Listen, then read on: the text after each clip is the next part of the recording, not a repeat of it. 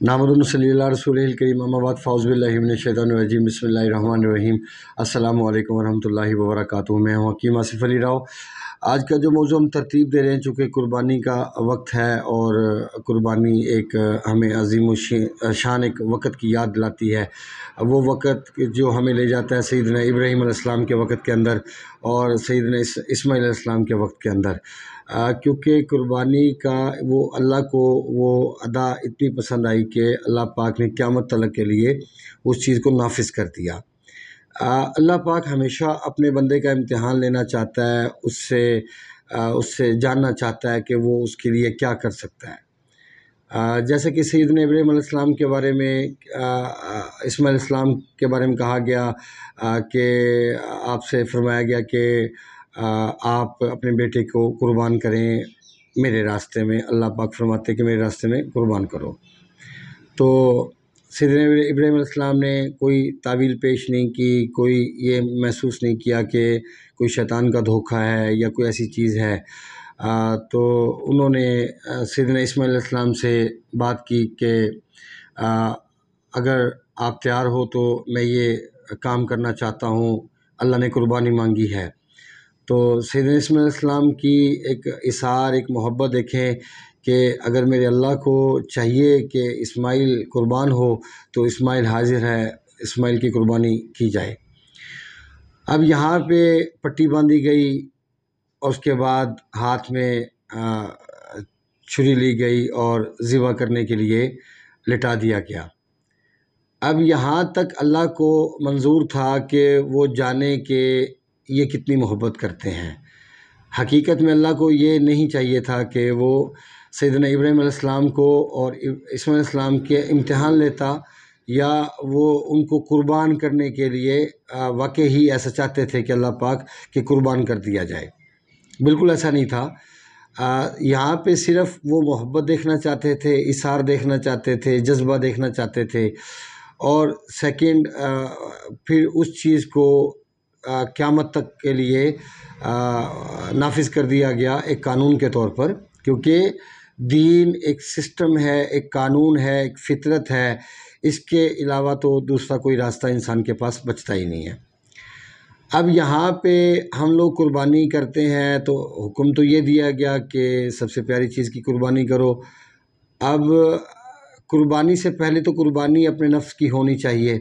हकीकत तो ये है कि अपने नफ्स को कुर्बान किया जाना चाहिए कि जो ख्वाहिशात का मंबा है, जो ख्वाहिशात करते करते नहीं थकता, रोज़ाना जनाजे उठते हुए देखता है और उसके बावजूद भी वो समझता है कि वो नहीं जाएगा, जो चला गया बस उसने ही जाना था।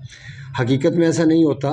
सब लोगों ने जाना है, अल्लाह के यहाँ हाज़िर होना है और फिर जिस जान ने जितना जुल्म किया होगा उसको बदला देना होगा।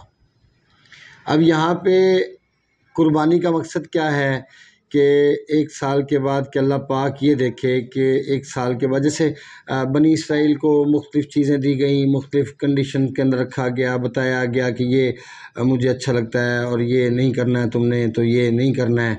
लेकिन उन्होंने वो किया कि जो अल्लाह को अच्छा नहीं लगता था, या अल्लाह पाक ने हुक्म दिया था कि ये इससे एहतियात बरती जाए। अब यहाँ पे हम लोग क्या करते हैं कि एक तो कुर्बानी करनी है, जो कि इंसान पे फ़र्ज़ है साहिब इस्तात पर, तो वो ज़रूर करे। लेकिन कुर्बानी के अंदर भी हम कंजूसी का अमल रखते हैं कि अगर हम कुर्बानी करते हैं, साहिब इस्तात हैं, तो हम अपने नफ्स को खुश करने के लिए कुर्बानी करते हैं या लोगों की वाह वाह वसूल करने के लिए कुर्बानी करते हैं, ना कि कितने लोग हैं जिनका दिल इस बात पे माइल होता है कि वो अपने रब के लिए कर रहे हैं। अगर कोई इंसान अपने नफ्स की चालों को समझना चाहता है तो वो हज़रत इमाम गज़ाली रहमतुल्लाह अलैह सरकार को स्टडी करे तो यकीनन उसको बहुत कुछ समझ में आ जाएगा कि नफ्स की कैसी कैसी चालें होती हैं। आम इंसान तो उनको समझ भी नहीं सकता कि नफ्स किस किस तरीके से इंसान के गिर्द शिकंजा टाइट करता है। अब यहाँ पे कुर्बानी से पहले, कुर्बानी का क्या मकसद है कि कुर्बानी से पहले अपने नफ्स को कुर्बान कर दिया जाए, अपने रब के हजूर वहाँ पे हाज़िर कर दिया जाए और ऐसी तौबा जिसके बाद इंसान गुनाह की तरफ माइल ना हो। हकीकत में ये दिन भी ऐसे ही हैं कि اگر حج اکبر ہو اور حج ہو قبول ہو جائے تو یقیناً انسان ایسے ہوتا ہے جیسے ماں کے پیٹ سے پیدا ہوا۔ اب اگر کہا جائے کہ سب لوگوں کی حج قبول ہو جاتی ہے، یہ تو ممکن نہیں، یہ تو اللہ کے فیصلے ہیں، کیونکہ بہت سارے لوگ ہوتے ہیں، بہت سارے لوگ جو حق کھاتے ہیں، جو لوگ ناجائز بزنس کرتے ہیں، اور میں ہمارے حکمرانوں کی مثال لے لیتا ہوں، آپ کو اس سے سمجھنے میں آسانی ہو جائے گی۔ وہ بھی حج کرتے ہیں، وہ بھی عمرے کرتے ہیں، تو کیا ان لوگوں کے بھی حج عمرے قبول ہو جاتے ہیں؟ تو میرا تو نہیں خیال کہ ایسا ممکن ہے، کیونکہ اللہ کا قانون تو کچھ اور کہتا ہے، وہ تو انسان کی نیت کو دیکھتا ہے۔ اب قربانی کی نیت کیا ہے؟ قربانی کی نیت یہ ہے کہ آپ نے لوگوں کو دکھانا ہے، یا لوگ کیا کہیں گے کہ یار یہ مطلب اس نے کیا قربان کیا، یہ چھوٹا سا جانور تھا، یا اس قسم کی کوئی کیفیت تھی۔ اللہ تو ان چیزوں کو دیکھتا ہی نہیں ہے، اللہ تو دیکھتا ہے تمہاری نیت کو، کہ تم اللہ کے لیے جذبہ کیا رکھتے ہو۔ اب یہاں پہ سارا کھیل تو ہے جذبے کا، قربانی تو رہے گی بہت پیچھے۔ اب جذبے میں کون جیتے گا، کون کس حد تک اللہ کے لیے اپنی محبت کا اظہار کرے گا، یہ اللہ سونا جانتا ہے۔ اب ایک اور چیز، زیادہ تر ہمارے معاشرے میں اس وقت جو بڑے کا گوشت ہے، اس کی قربانی کا رواج بہت زیادہ پڑ گیا۔ شاید اس کی ایک وجہ یہ بھی کہ ہمارے معاشرے میں جو حالات ہیں، جو پریشانیاں ہیں، جو مالی معاملات ہیں، وہ بہت ڈسٹرب ہیں، اس میں کوئی شک نہیں۔ چونکہ میں بھی ایک متوسط طبقے سے تعلق رکھتا ہوں، اس لیے لوگوں کی مشکلات کا اندازہ ضرور کر سکتا ہوں۔ شاید اس کی ایک وجہ یہ بھی ہے کہ 24 گھنٹے میں ایک بار کھانا مجھے یاد دلاتا رہتا ہے کہ مجھے مرنا ہے، مجھے اللہ کے ہاں جانا ہے۔ الحمدللہ مطلب کل کا کھانا کھایا ہوا، ابھی آج شام کو کھانا کھایا جائے گا، تو جتنا ٹائم بھوک محسوس ہوتی ہے تو کسی وقت مینگو کا یا خربوزے کا استعمال کیا جاتا ہے۔ اچھا، اب یہاں پہ کافی گھنٹے بھوکے بھی رہنا پڑتا ہے۔ چونکہ بھوکے رہنا اس لیے ضروری ہے کہ آقا اسلام اور اسلام جو لوگ لے کے آئے، جن لوگوں نے محنتیں کی، ان کی تکلیفیں، ان کی بھوک، ان کی پریشانیوں کو بھی ایسے ہی سمجھا جا سکتا ہے کہ جب تک آپ بھوکے نہیں رہیں گے۔ جب آپ بھرے ہوئے پیٹ میں رہیں گے تو یقیناً اللہ پاک بھرے ہوئے پیٹ میں نہیں ہوتا، اللہ پاک بھوکے پیٹ میں ہوتا ہے۔ اور وہ بھوکا پیٹ جس کے پاس رزق میسر ہو اور پھر بھی وہ اپنی اللہ کی خوشنودی کے لیے اس کو استعمال کرنے سے اجتناب کرے، نہ کہ پیسے بچانے کے لیے، مطلب یہ تو پھر کنجوسی میں داخل ہو جائے گی چیز۔ خیر، اب کٹے کا گوشت ہے، اس کا رواج عام ہو گیا، اور آقا اسلام نے بڑے کے گوشت کے بارے میں منع فرمایا ہے۔ گائے کے گوشت میں وبا اور دودھ میں شفا ہے، یہ بھی سرکار نے گائے کے بارے میں ارشاد فرمایا۔ اب بھینس کا اگر گوشت دیکھیں تو وہ اس سے بھی زیادہ نکارا ہے میری نظر کے اندر، کیونکہ آپ دیکھیں کہ گائے یورین میں، پیشاب کے اندر نہیں بیٹھتی، غلاظت والی جگہ پہ نہیں بیٹھتی، وہ کافی ٹائم کھڑی رہتی ہے، جبکہ بھینس کو آپ دیکھیں تو وہ اپنے ہی کیے ہوئے پیشاب میں بیٹھ جاتی ہے، کیچڑ میں بیٹھ جاتی ہے، کوئی بھی گندی جگہ وہ اس کے لیے بہترین ہوگی۔ تو اس سے آپ اندازہ کر سکتے ہیں کہ جو چیز اس حد تک غلیظ ہے اور پھر وہ اتنی گندی جگہ پہ پائی جاتی ہے اور پیشاب اپنے اوپر چھینٹے اڑاتی ہے، آپ سوچیں کہ آپ اس سے کیا فائدہ حاصل کر سکتے ہیں۔ اب اس کے ساتھ ایک اور بہت بڑا بلنڈر ہو جاتا ہے کہ لہسن اور پیاز کا استعمال، لہسن اور ٹماٹر کا استعمال بے دریغ کیا جاتا ہے، جو کہ اس کی کیفیت کو 1000 گنا بڑھا دیتا ہے۔ آپ سمجھ لیں کہ آپ لہسن اور ٹماٹر کے بنا اگر 10 کلو گوشت کھائیں گے تو شاید وہ اتنا نقصان نہ پہنچا پائے جتنا لہسن اور ٹماٹر کے ساتھ آدھا کلو یا 1 کلو گوشت آپ کو نقصان پہنچا دے گا، یا 1 پاؤ کہہ لیں، مطلب یہ تو بہت زیادہ کوانٹٹی میں نے آپ کو بتا دی، اتنی مقدار کر لیں آپ، تو اس سے آپ سمجھ سکتے ہیں کہ جو چیز اللہ کے رسول نے منع فرمائی، اور پھر سائنس اس بات کو تسلیم کرتی ہے کہ اس سے انسان کے جسم میں کینسر کے خلیات ڈیولپ ہوتے ہیں۔ اچھا، اب یہ اس کا جو مزاج ہے خشک سرد ہے۔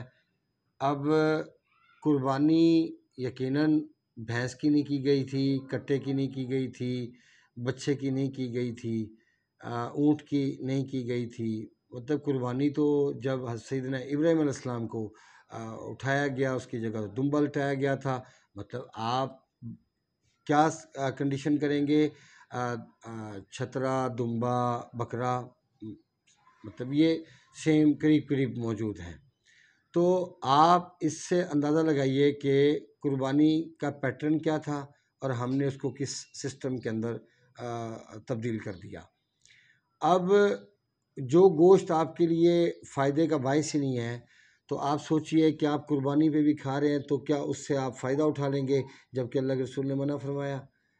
اب ہماری جو نیکسٹ ویڈیو ہوگی انشاءاللہ وہ ہوگی لہسن کے اوپر، اور لہسن کے بارے میں کچھ پردے وہ کھولے جائیں گے جس سے آپ کو سمجھنے میں آسانی ہوگی کہ لہسن آخر اتنی خطرناک چیز کیوں، اور میں اس کو کیوں سمجھ پایا۔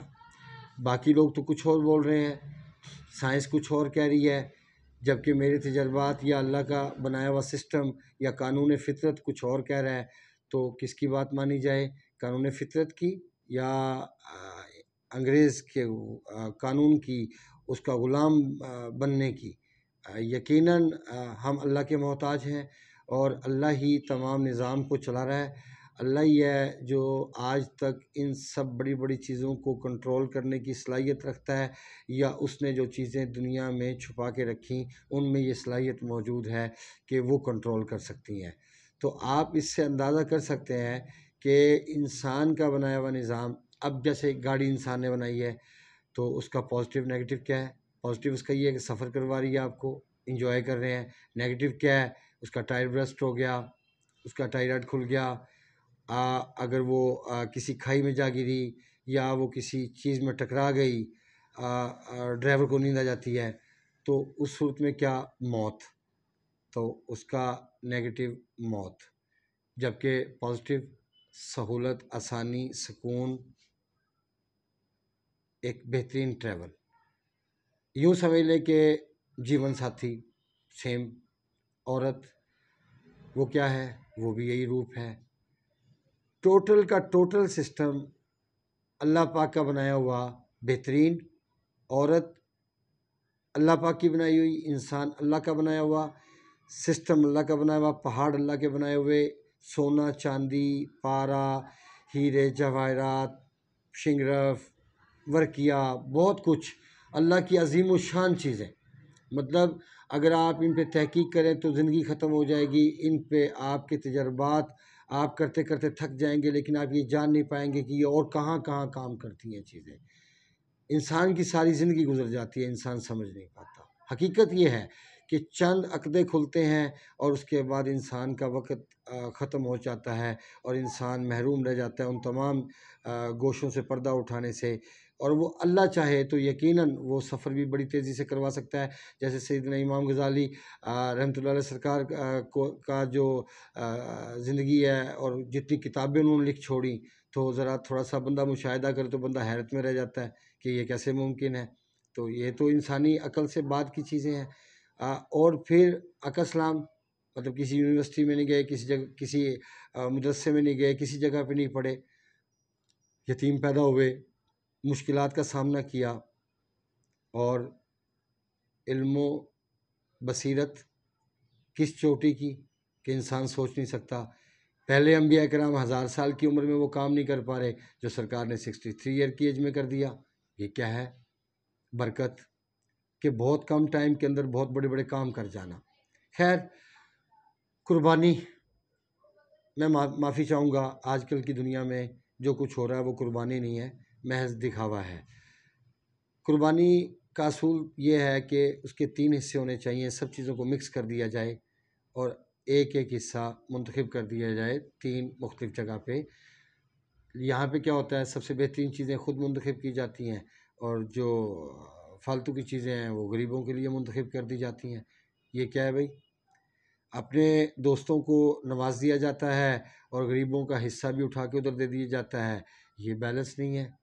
جب آپ قانون فطرت کے ساتھ کھلواڑ کرو گے تو یقیناً قانون آپ کے ساتھ کھلواڑ کرے گا، تو قانون کا کھلواڑ تو پھر بہت نرالا ہے۔ انسان کو تو پھر ہاتھ رکھ کے دیکھنے کا بھی موقع نہیں ملتا کہ اس کے ساتھ ہوا کیا ہے۔ بہرکیف اپنے نفس کی قربانی دیجیے، اس کے بعد پھر جو اللہ نے استاد دی ہے اس کو قربان کیجیے، اور اپنے آپ کو اپنے رب کے سپرد کر دیجیے، کیونکہ موت کا وقت قریب ہے اور ہمیں کسی وقت بھی بلاوا آ سکتا ہے اور ہمیں واپس جانا ہے۔ تو یاد رکھیے آپ کے اعمال آپ کے ساتھ دیں گے، آپ کی یہ قربانی قیامت والے دن آپ کا ساتھ دے گی، لیکن اس صورت میں جب خالصتاً آپ اپنے اللہ کے لیے بات کر رہے ہوں، اپنے اللہ کے لیے جی رہے ہوں، اپنے اللہ کے لیے کر رہے ہوں۔ اور بنیادی طور پہ اگر ہم نظر ڈالیں تو ہماری بنیادی کھوکھلی ہو چکی ہے، ہم ایک بہترین مسلمان نہیں رہے، ہم آج دنیا میں پٹ رہے ہیں۔ اس کے پٹنے کی وجہ کیا ہے؟ اللہ کے نبی کے حکموں کو خلاف جانا، یعنی جو چیز انہوں نے منع فرمائی وہ ہم نے ضرور استعمال کرنی ہے۔ تو میں نہیں سمجھتا کہ کامیابی آپ لوگوں کو کسی بھی حوالے سے اس طرح مل سکے گی جب تک کہ آپ اپنے آپ کو اپنے رب کے سپرد نہیں کر دیتے۔ اپنے دوست احباب کا خیال رکھیں، ملتے ہیں انشاءاللہ مزید انفارمیٹیو ویڈیو کے ساتھ۔ وما علینا الا البلاغ المبین۔ السلام علیکم ورحمۃ اللہ وبرکاتہ۔